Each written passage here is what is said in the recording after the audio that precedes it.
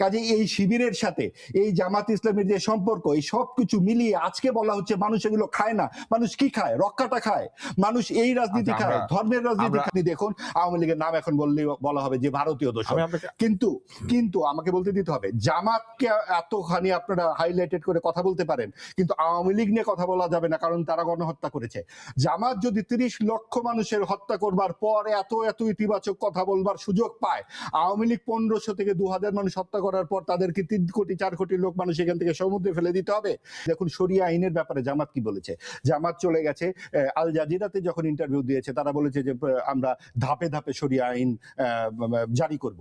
আবার যখন তারা যুক্তরাষ্ট্রের সাথে কথা বলে বা মানবাধিকার সংস্থার সাথে কথা, তখন তারা বলে যে আমরা এখন আধুনিক হয়ে গেছি, আমরা প্রচলিত আইন করব। আবার বলে যে না, প্রচলিত আইন তো মাদকের মতো, আমরা এটা ধীরে ধীরে আমরা শরিয়া আইন করব। অর্থাৎ যখন যেখানে প্রয়োজন। কিন্তু আমরা এটা জানি যে গত 70 বছরের মধ্যে জামাত এই সবচেয়ে বড় রেজাল্ট করেছে এইবার, সবচেয়ে তাদের পজিটিভ রেজাল্ট আসছে, এবং এই রেজাল্ট আসছে আওয়ামী লীগের অনুপস্থিতিতে। আপনি দেখুন, আওয়ামী লীগের নাম এখন বললেই বলা হবে যে ভারতীয় দোষর।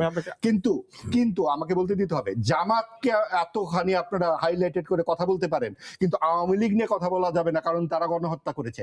জামাত যদি 30 লক্ষ মানুষের হত্যা করবার পর এত ইতিবাচক কথা বলবার সুযোগ পায়, আওয়ামী লীগ 1500 থেকে 2000 মানুষ হত্যা করার পর তাদেরকে 3 কোটি 4 কোটি লোক মানুষ এখান থেকে সমুদ্রে ফেলে দিতে হবে, এবং এই অন্তর্বর্তীকালীন সরকার এই 3-4 কোটি মানুষকে সমাজের থেকে বের করে দিয়ে একটা শক্তিকে জোর করে এই ভোটের মধ্যে বড় শক্তি হিসেবে যুক্ত করেছে।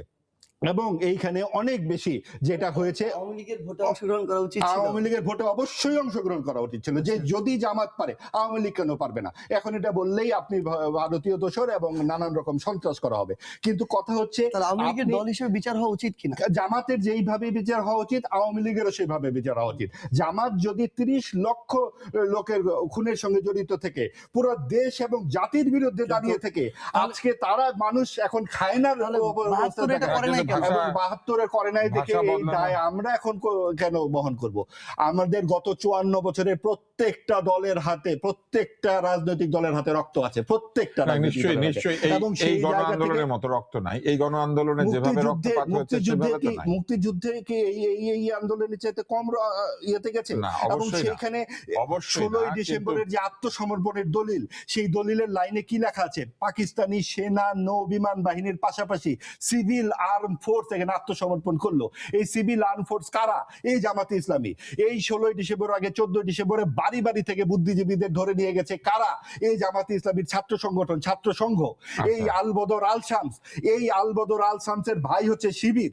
সেই শিবিরের লোকজন আজকা 24শে আগস্টের পরে বলতেছে আমরা গুপ্ত ছিলাম। এই তারা পরবর্তীতে ডাকসুর ভিপি হয়েছে। কাজে এই শিবিরের সাথে এই জামাত ইসলামের যে সম্পর্ক, এই সবকিছু মিলিয়ে আজকে বলা হচ্ছে মানুষ এগুলো খায় না। মানুষ কি খায়? রক্কাটা খায়। মানুষ এই রাজনীতি খায়, ধর্মের রাজনীতি খায়। আমরা আসলে একটুখানি